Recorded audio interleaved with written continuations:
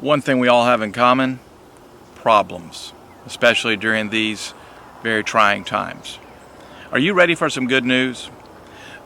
Paul can teach us about dealing with problems because he doesn't promote them and he doesn't pretend they're not there.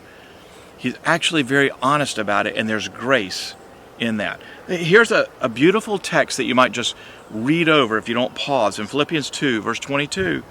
But you know Timothy's proven worth, Paul writes to the Philippians, how as a son with a father he has served me with me in the gospel. I hope therefore, he said, to send him just as soon as I see how it will go with me.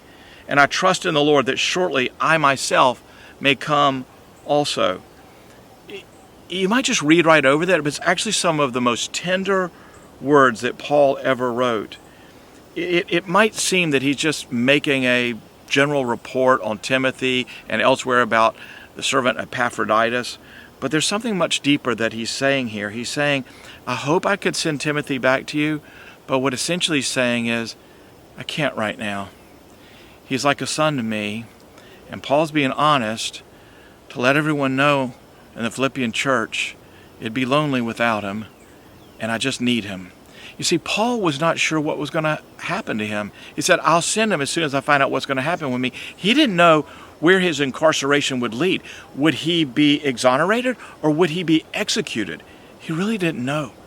And what Paul is saying is, I need to be honest with you. The great apostle Paul is saying, I experienced trials, I experienced loneliness, and I need Timothy with me right now.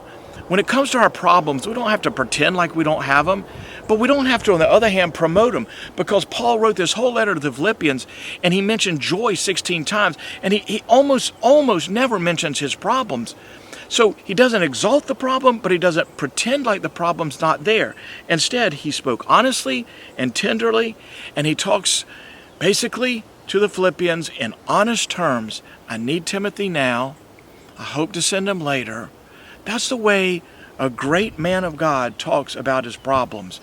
He talks through the grace of God, but he does so honestly.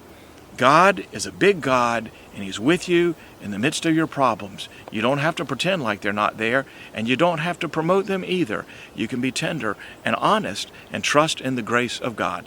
And that's the gospel. Well, that's today's good news. You can get more like it by clicking right here, or better yet, be sure and subscribe to this channel and start out every day. Just start your day with it. Good news.